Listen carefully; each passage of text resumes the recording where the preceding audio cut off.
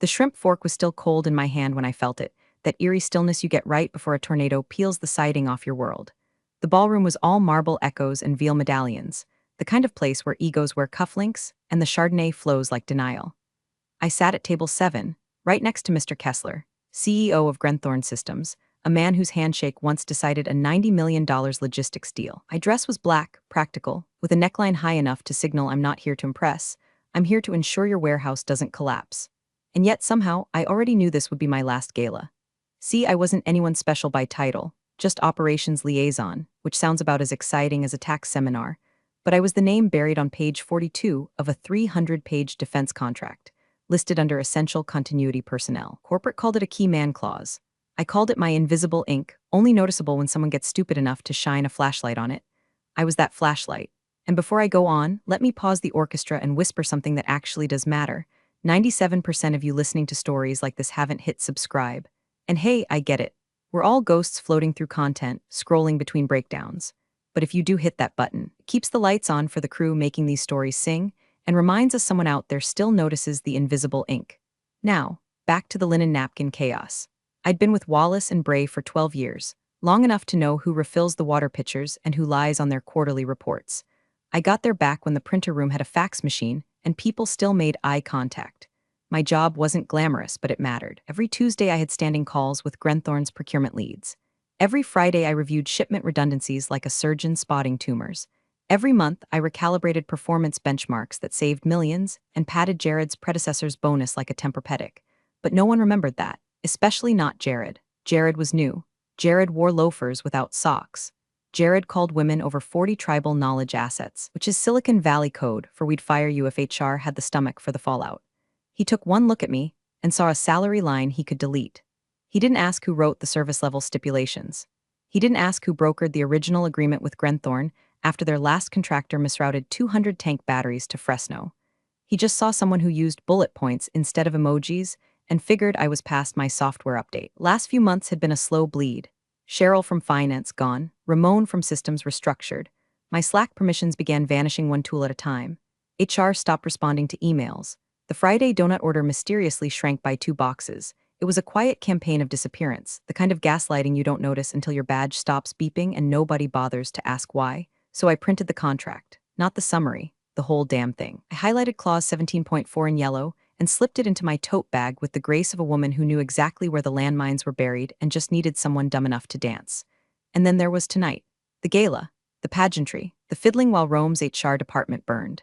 Kessler leaned toward me over his 3rd glass of wine, asking about our regional onboarding flows.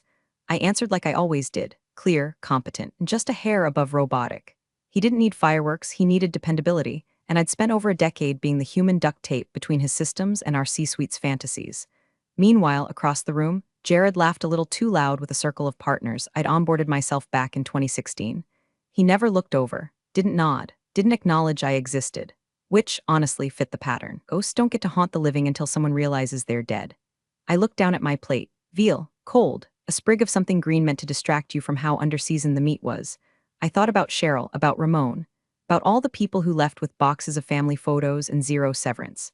And I felt it, not sadness, not anger, just this slow, tectonic shifting under my ribs, like something deep inside had decided to stop being still. It started with Cheryl. One Monday, she just wasn't there. No goodbye email, no farewell sheet cake. Just her desk, emptied except for a single post-it note on the monitor that said, in her careful script, they asked for silence. So here it is. That was the same week Ramon's calendar stopped populating. HR told us he'd taken a voluntary opportunity to pursue personal endeavors, which is the kind of corporate poetry you write when a man's livelihood is erased over Zoom. I asked around, softly, carefully, like a woman who's seen enough witch hunts to keep her matches dry. No one had answers, or at least, no one was willing to admit they did. Jared had been VP of Operations for a grand total of 7 months, and his first big initiative was what he proudly called the fat cut. Said it during an all-hands call with the same grin he used when posting morning gym selfies captioned "No days off," not even for HR.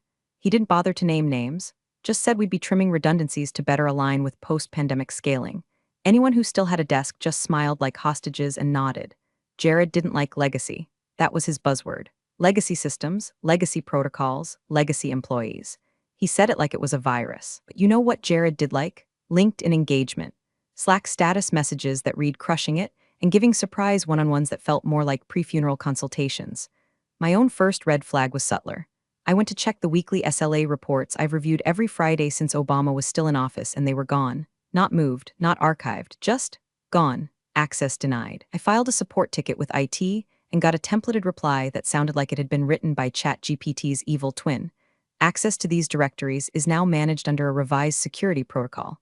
Please consult your department lead for approval. Thing is, I was the department lead, or I used to be. That's when I opened the Grenthorne folder on my personal drive, not the one on the cloud, the one I'd kept quietly updated on my home desktop, synced to a backup I didn't advertise, and I scrolled until I found the big one.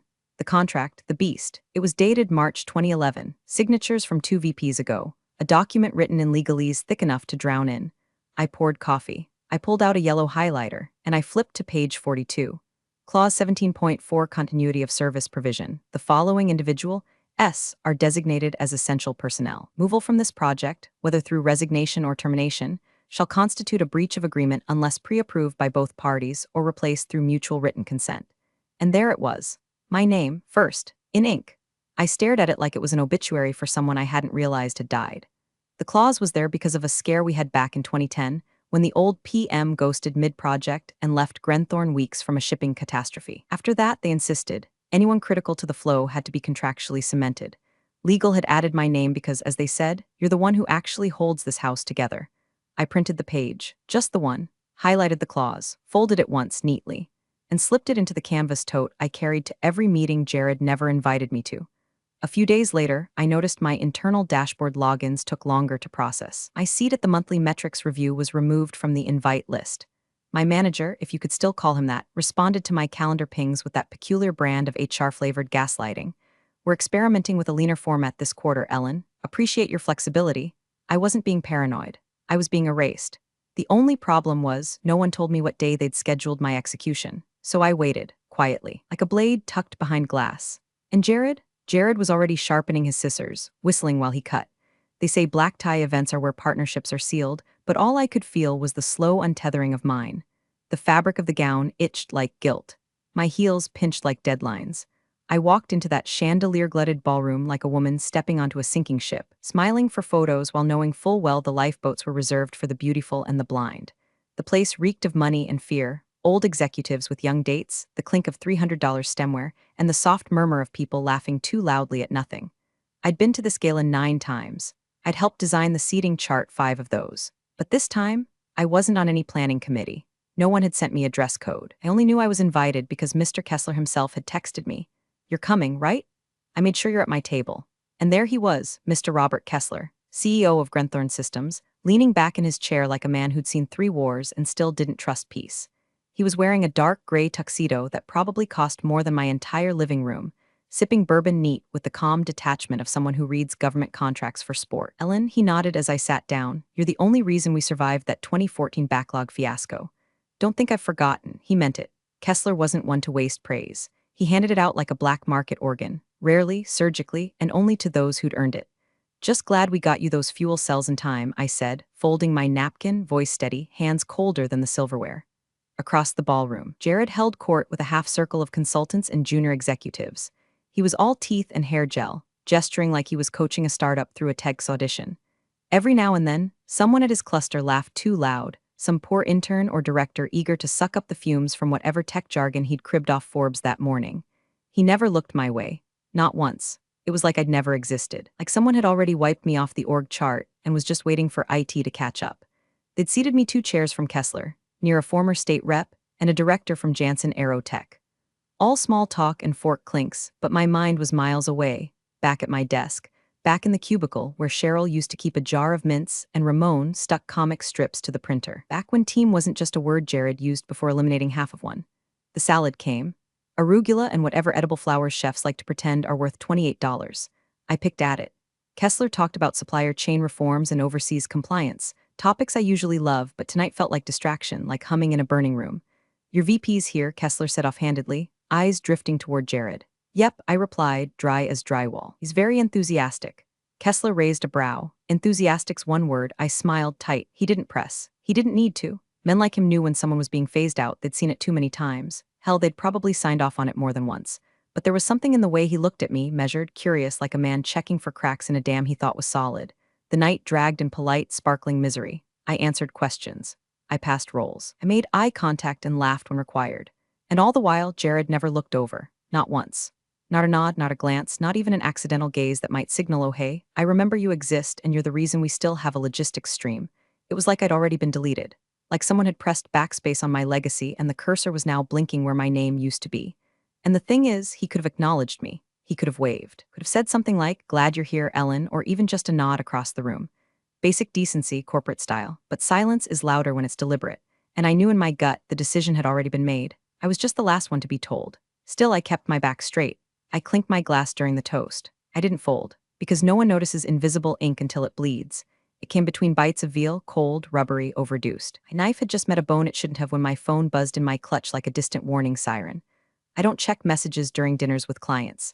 That's one of my rules. But something in the vibration felt off, longer, more insistent, like it knew. I slid the clutch open and thumbed the screen. Jared M., 8:44 p.m. Pack up Monday. We're streamlining. Services are no longer required. No greeting, no punctuation, not even my name. Just services, like I was a vending machine past warranty. My stomach didn't drop, my heart didn't race. There was no cinematic gasp, no shattered wine glass, no soft jazz pause, just stillness. The kind of stillness that comes when a blade finally exits the skin after years of pressure. I looked at it for 3 seconds, took a breath through my nose, and then, without turning my head, I tilted the screen toward Kessler. He was in the middle of swirling bourbon in his glass. He paused, read the message, once. Then again, his eyes didn't widen. His lips didn't part. He just set the glass down on the white linen, folded his napkin once, and leaned in like he was about to discuss something as mundane as freight capacity.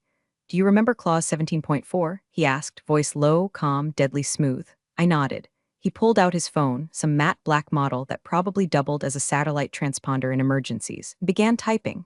Deliberate, 2 thumbs, no urgency, no typos. Then he showed me the screen. To Jared M., I believe you just terminated our master service agreement as well. See you in court. He didn't press send immediately. He looked at me first, that question lingering in the air between us like smoke. Are you sure you want this? I didn't smile. I didn't blink. I just nodded again, barely more than a tilt. He sent the message. And in that moment, new silence was born, not the awkward kind, not the ceremonial hush before a speech, but a silence with gravity. A silence with consequences. Somewhere across the ballroom, Jared's phone buzzed in his jacket. He didn't check it right away. He was too busy laughing at his own story, surrounded by people who didn't know the floor had just fallen out from under him. Kessler turned back to his plate like nothing had happened, took another sip of bourbon, picked up his fork. I went back to eating. There was no panic in me, no rage, just a cold sense of completion, like watching a missile finally leave the silo after years of waiting underground. It wasn't vengeance. It was protocol. Jared thought he was streamlining. What he actually did was set off a legal landmine crafted by people who understood that continuity wasn't a buzzword, it was a contract, and he just violated it. I didn't need to raise my voice. I didn't need to argue. Jared's arrogance had fired the gun. All I did was make sure it was pointed at the right clause. Around the room, people kept chatting, toasting, cutting into overpriced protein, but I felt the shift like wind changing before a storm. Jared finally looked at his phone. His face didn't crack, not yet, but his brow furrowed. His jaw ticked. He stepped away from his circle toward the lobby, moving quickly and without his usual swagger. Kessler smiled at the dessert menu. They're doing creme brulee tonight, he said, like we were talking about weather. They always burn it, I replied. He grinned wider. Not the only thing getting torched. The creme brulee was burned, of course it was, but I ate every last bite like I was spooning justice out of a sugar-crusted coffin. Jared never returned to his seat. His chair sat there like a question mark with no answer, napkin still folded, wine untouched. From across the ballroom, I'd seen him read the text. His jaw clenched so tight his buttocks probably creaked. Then he stood up, abrupt and stiff, and disappeared into the shadows of the lobby like a man realizing mid-dance that his shoelaces were tied together. The rest of the gala played out like a string quartet on the Titanic. Waiters poured coffee. Toasts clinked. Speeches dragged on.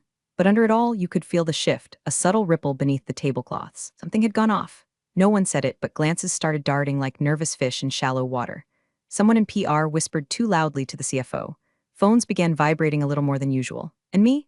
I sat there like a woman at her own wake, composed and full. When the awards were announced, I clapped politely. When they flashed Jared's name on the donor slide, I took a sip of lukewarm coffee and smiled just slightly. Because I knew. Grenthorne's legal team didn't need a calendar invite to start moving. Those people are ex-duty and still treat weekends like combat zones. By Saturday morning, they were already digging, through archived emails, past amendments, call logs, change requests, renewal terms. Sunday evening, someone in our finance department texted me a screenshot of a Slack message that simply read, "Who approved removing the clause holder?" No one replied. Monday came the way a hangover does, loud, cruel, and full of consequences. I showed up to the office at 8:29 a.m. sharp, as always. Hair neat, blazer pressed, contract copy still folded neatly in my tote bag. I nodded to the receptionist. She didn't make eye contact. That's when I knew it was already over. By 8:37, a guy from facilities, Mark, poor kid, showed up at my cubicle holding a small cardboard box and looking like he'd rather be anywhere else. "Hey, Ellen," he mumbled, not meeting my eyes. "I was told to help you, collect your things." "No need," I said, pulling out the box I kept under my desk for seasonal mug rotations. "I travel light." I dropped in my charger, my stress ball shaped like a shipping crate, one photo of my niece and nothing else. I didn't take the plaque from 2018. Let them keep their hollow trophies. I didn't say goodbye to anyone. Why make ghosts out of the still living? At the security desk, I removed my badge and slid it across the counter. The guard looked confused. "They said someone would walk you out." "No need," I repeated. The front door opened with a hiss. The sun was too bright, the parking lot too quiet, but I didn't linger. I didn't cry. I didn't even curse. I got in my car, shut the door, and waited 5 full seconds. Then my phone buzzed. "Kessler, 9:02 a.m. Sit tight. This gets fun." That was it. No emojis, no signature. Just 6 words with the casual menace of a trigger warning. By lunchtime, whispers were leaking from Grenthorne's vendor relations team. The termination was flagged. Internal compliance raised concerns. An email chain surfaced showing Jared had made unilateral staffing changes without consulting legal, violating the terms of engagement for a Tier 1 contractor. I didn't need to lift a finger. All I had to do was not interrupt the machine while it chewed through him. That afternoon, my inbox was locked. My Slack profile blinked inactive. My name was removed from the weekly meeting roster. But the thing about trying to erase a key name is, sometimes that name is the one that unlocks all the consequences. I wasn't gone. I was detonated. By Tuesday morning, Wallace and Bray's lawyers had already entered the first stage of corporate grief. Denial, with a side of white-knuckled panic. They sent a memo to Grenthorne claiming the clause in question, Clause 17.4, continuity of service provision, was contextual and non-binding under the current scope of vendor relationships. They even had the audacity to suggest the wording was outdated, referencing personnel no longer central to operational workflows. Here's the kicker: my name wasn't just scribbled in the margins. It was etched right there, bolded with a timestamp and initials from 3 executives, including the now-retired general counsel who used to call me the only adult in the damn building. And unlike most of the contracts Jared skimmed between reps at his standing desk treadmill, this one was never amended. Not once. Not in 12 years. Grenthorne's reply was swift. 1 sentence, 14 words. "Your firm has breached contract terms. Formal complaint and demand for damages incoming." By noon, the lawsuit was filed. Not threatened, filed. The number hit like a bomb: $38 million, immediate projected losses, government penalties, and potential delays in 5 military supply chains due to the severed continuity. But it wasn't just the dollar sign that did it. It was the fact that the breach was so stupidly preventable, so embarrassingly reckless, that PR couldn't even spin it. The firm's general counsel reportedly slammed a binder across a conference table and muttered, "You fired the clause holder?" Like he'd just found out someone accidentally donated the company credit line to a fake orphanage. Internal audits began within hours. HR logs were pulled. Email trails were scrubbed. Slack channels went read-only. Everyone was digging for someone, anyone, who could say they signed off on my termination. Didn't find anyone because there wasn't anyone. Jared, in all his sockless glory, had acted unilaterally. No legal review, no leadership sign-off, no due diligence, just vibes. He tried to pull rank, of course. Sent an all-hands email claiming the clause had aged out, that he was fully empowered to make strategic personnel decisions in alignment with post-pandemic restructuring goals. But HR wasn't biting. Legal wasn't biting. And the board. They weren't just not biting, they were sharpening their knives. A week later, an internal email leaked. 4 words in the subject line: "Who approved firing Ellen?" The thread had no replies, not even a single "let me check." Just a chain of executives quietly choking on their own omission. And me? I was on my porch, tea in hand, watching squirrels decimate my bird feeder. I didn't gloat, didn't toast, just let the sun soak into my knees, while Grenthorne's legal team calmly dismantled every excuse Wallace and Bray tossed their way. By Friday, the firm's stock dipped 6 points. By Monday, their biggest West Coast client canceled a contract renewal. Someone in comms had the brilliant idea to call it an unfortunate misalignment of internal protocols, which is legalese for we hit ourselves in the face with a rake. Jared stopped posting on LinkedIn. His last update, excited to lead our next phase of growth, was now a grave marker floating above a battlefield he didn't know he'd started. No one blamed me, because I hadn't pushed the avalanche. I just stepped aside and let it fall. They tried to hide it at first, shoved the whole mess behind a velvet curtain of legalese and press silence, but $38 million doesn't go quietly, and neither do government contracts. By the following Thursday, Wallace and Bray's board was herded into an emergency meeting that bled well past midnight.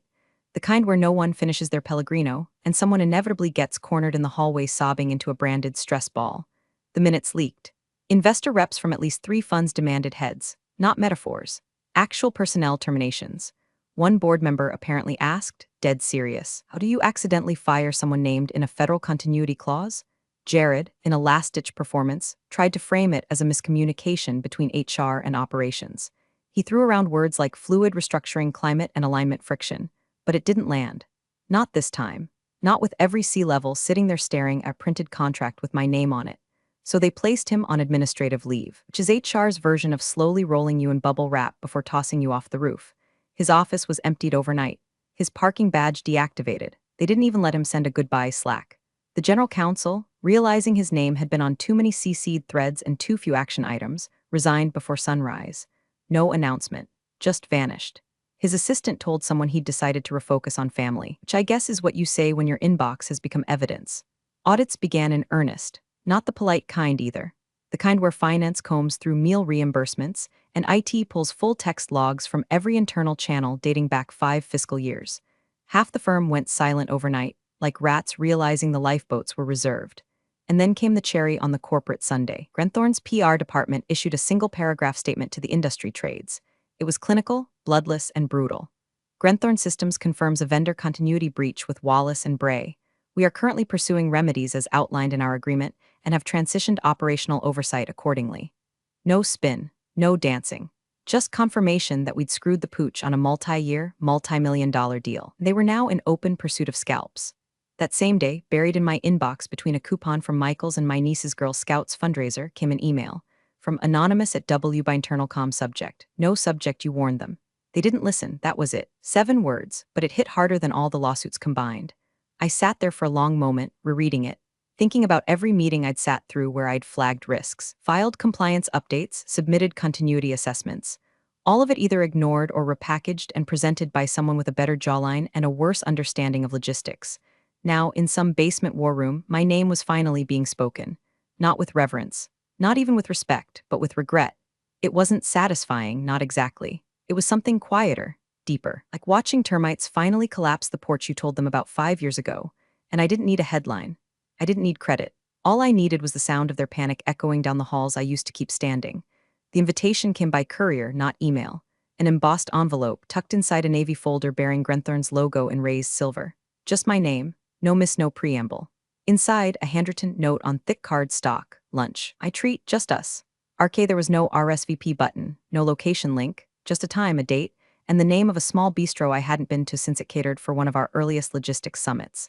Back then, Kessler was just a regional director with a map tattooed to his brain and an allergy to incompetence. Now, he was CEO of the whole damn machine, and still remembered the waitress who got his order wrong once in 2013. I showed up 2 minutes early. He was already there, no tie, no bodyguard, just a clean linen shirt and a glass of iced tea sweating beside a spiral notebook. No laptop, no lawyer, no PR rep perched behind the ficus. It wasn't business theater, it was real. "Ellen," he said, standing, shaking my hand like we were sealing a pact instead of greeting for lunch. "You look unbothered." "I'm getting good at it," I said, taking my seat. Didn't talk about Wallace and Bray right away, or the lawsuit, or Jared. He asked about my niece, my garden, whether I still made those sweet potato biscuits I used to bring to supplier meetings. I asked him if his warehouse team ever figured out the pallet tracking software I warned them would fail during leap years. He laughed, he remembered. Eventually, he leaned forward. No menu, no signal to the waiter. "I'm offering you a position," he said. "Director of Continuity, it's yours to define. You set the hours, the scope, the title structure. I don't want optics, I want stability." I waited a beat before answering. "What happened to your current Director of Continuity?" I asked, sipping water. He smirked. "We were hoping to invent the role with you." The folder slid across the table. 6 pages, no fluff, no NDAs that doubled as burial shrouds. Just clean lines, clear numbers, and a salary that made me blink twice because it wasn't just generous, it was respectful. He watched me scan it, then said, "You can take it home." I shook my head, reached into my own bag and pulled out something heavier than it looked, the old Grenthorne contract, still folded, still highlighted on page 42. I laid it flat between us and tapped the clause. "Keep this," I said, "just in case your next VP can read." He didn't laugh, he just nodded solemn, like I'd handed him a family heirloom. I flipped back to the offer sheet. Everything looked right except one detail. I grabbed the pen from the check presenter. 2 things, I said, crossing out a line. First, I don't want the word legacy anywhere in my title. I'm not a ghost and I'm not some artifact you dust off when systems fail. Kessler nodded. Done. And second, I pick my own successor. When the time comes, he blinked, then grinned. I didn't expect you to be thinking that far ahead. I always do. We didn't toast. There was no dramatic signature moment, no waiter interrupting with cake and fanfare. Just a deal made in daylight between two people who knew what silence cost. I left the old contract on the table, the ink smudged slightly from my thumb. It had done its job, now I would do mine on my terms. They lost it, officially. The news dropped on a Wednesday morning, tucked inside the third paragraph of a Wall Street Journal write-up about vendor mismanagement and the rising cost of corporate oversight. Wallace and Bray's name was bolded, the way shame usually is when someone forgets that contracts aren't just paper, they're promises. Grenthorne Systems had terminated all engagements with immediate effect. No negotiation, no grace period, just one sentence from their legal department. This vendor failed to honor continuity obligations and has been deemed non-compliant. Wallace and Bray's stock fell 11% before lunch. By close of day, analysts estimated $250 million in long-term losses, once you factored in the ripple effect, 2 government audits, 1 canceled aerospace bid, and 3 clients quietly initiating review of partnership terms. Inside the firm, chaos grew roots. The CFO tried to spin it in an internal email as a mutual disengagement, but no one bought it. You can't mutually disengage when you're the one holding the smoking gun with your name etched into the grip.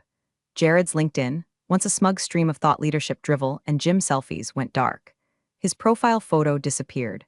His banner, once a filtered cityscape captioned Building Operational Excellence, was replaced with a blank gray box. Rumors flew. Some said he took a strategic sabbatical, others that he was consulting independently.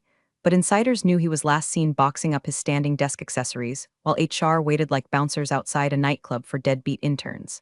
Whispers reached me through back channels. One VP allegedly muttered during a board meeting, "Next time someone says key man clause, I'm tattooing it to my forearm." But by then, I wasn't there. I wasn't on their call logs or in their Slack threads. I wasn't being CC'd or quietly looped in. I was gone, and that was the point. I spent the next month working part-time from my back porch, if you can call occasional strategy calls and invoice approvals working. My new Grenthorne contract didn't include punch cards or performance reviews, just a clear directive: keep us standing. The rest of the time, I read books I never finished, tended my late summer tomatoes, drank coffee that hadn't been reheated 3 times between meetings. No alarms, no team-building workshops, no Jareds. One afternoon, while the sun warmed the balcony and the neighborhood kids made noise like hope down the street, a brown parcel arrived. No return address, no note. Inside, a frame, black walnut, glossy glass, and behind it the original Wallace and Bray Grenthorne contract. Page 42 facing out, clause 17.4, highlighted in faded yellow. My name, Ellen D. Renner, still legible, still standing. I set it beside me, poured a second glass of Pinot, and leaned back in my chair. The breeze was soft. The silence clean, and I thought not of revenge, not of fury, not even of triumph. Just this: they should have asked who the key man was before pulling the trigger. You're the real MVPs of the office jungle. Thanks for watching. Smash that subscribe button, or the coffee pot might just forget your next brew.